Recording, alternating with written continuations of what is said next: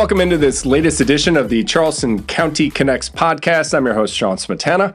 I'm joined by one of the busiest people, I would say, in Charleston County over the last 6 weeks, Eric Adams, Public Works Director. You've been on a little tour of Charleston County talking about the TST survey and trying to get public feedback. Walk us through what that process has been like when you go to these public meetings. What message are you trying to convey?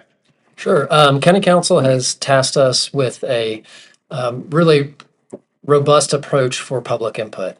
Mainly what we're trying to refer to these as is listening sessions. So we started out with municipalities. So we reached out to all the municipalities throughout the county to attend their meetings. So the county wants to come to you, the municipality, and the citizen. So going to those meetings, kind of talking about the history of the program a little bit, but really emphasizing on what they would like to see in a potential referendum moving forward. Because as you know, the 2004 half-penny sales tax is set to expire in 2027. So as a community, we're really at a crossroads of a decision of do we extend this or not? And a lot of it comes into quality of life and a way for us to preserve quality of life here.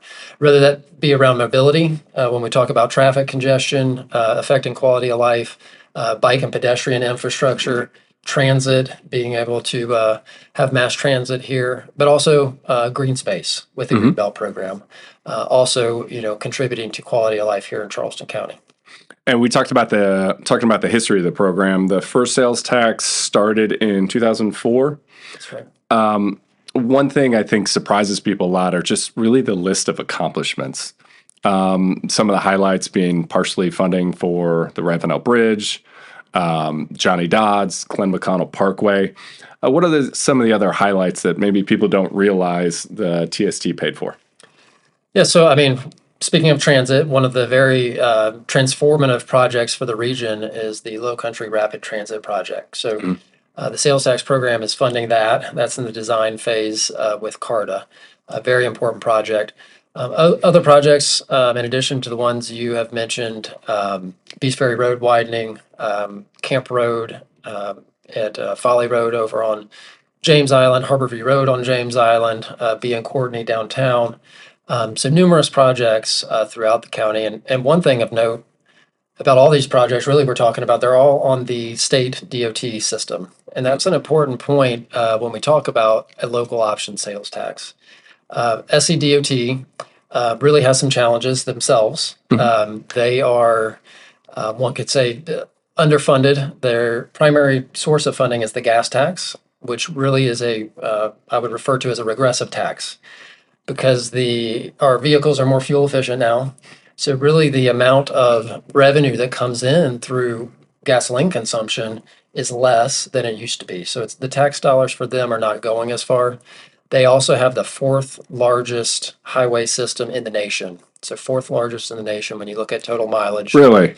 And South Carolina it was one of the smaller states. Yeah. So they have a lot on their plate. A lot of their emphasis now is on interstates and bridges. And one could argue rightly so. They're trying to address those major needs. But there's other needs that we see here locally. And I think the beauty or the benefit of a local option sales tax is that the citizens can decide to take matters into their own hands and really, fund a transportation improvement program to address those issues that maybe aren't on the top of the priority list for DOT. And when you talk about that one sales tax expiring in 2007, if I understand this correctly, if a referendum goes through, you'll be paying then exactly what you're paying now because you're just extending an existing tax. So there's not a third one added on. Does that make sense? Right. So it's 2027. So not next year, but the following year. And that's correct. So this would be a seamless transition is the idea. So we just carry on as it is now. There'd be no change at the register if you wanted to think about it that way. Yeah. But yeah, it started in 2004. It was 25 years or $1.3 billion in revenue, whichever came first. So it looks like the revenue will be generated about 2 years early than the 25 years. Gotcha. So the good thing about that is it potentially allows, with the extension, it allows for citizen input to define what a new one would look like. So Yeah. it gives an opportunity to reassess our needs a little bit earlier. It's a good transition into what we're doing to bring in that public feedback outside of just those listening sessions. And one caveat to the current sales tax program, it also helps fund the Greenbelt program, which in its time has protected some 26,000 plus acres. So the survey that is being put out by transportation, asking citizens for their priorities, Greenbelt being one of them, what other things can they look forward to in this survey to put their input in? Sure. So the first thing we're trying to look at, we try to take a concept of begin with the end in mind. So we wanted to look at investment categories and how does the community want these funds invested. So at the end of the 25 years, we've accomplished what we set out to do.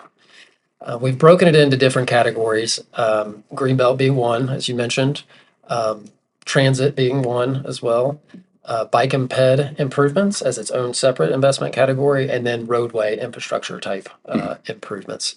So in the survey, one of the things we ask as far as input is what would you like to see in those percentages? We have a tool on there where they can adjust out of $100, so rather than percents, but you can adjust those factors and really kind of tell us what you want to see in those different investment categories.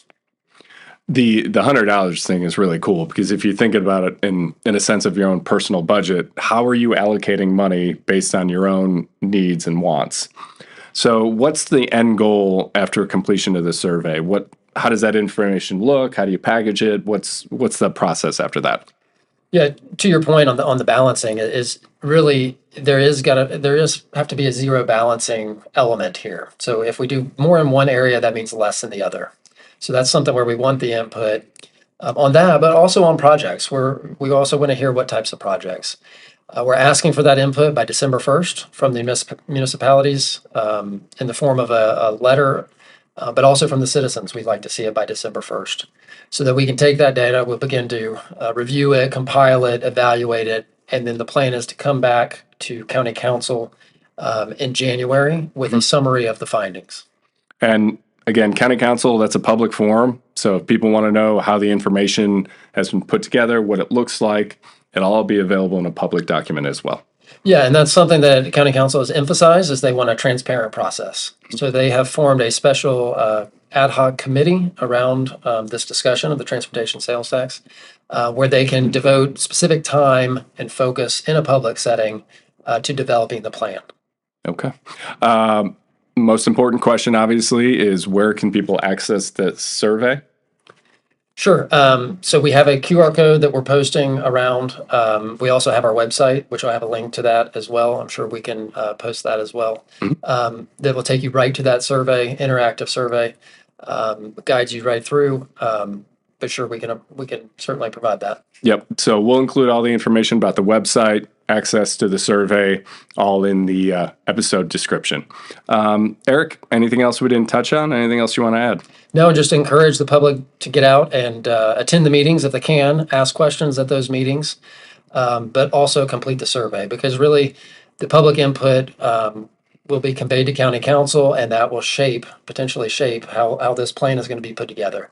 We really want to do that in a transparent way to build trust with the community in the plan. It's a heavy lift, but it's certainly an important issue, not only now, but for what the county looks like in 25 years. And certainly on a side note, a little less serious, congratulations to your fantasy football team. They were 0-7. You've gotten off the schneid thanks to my team. So I appreciate that. Yeah, congratulations to you, sir. Thank you. Thank you.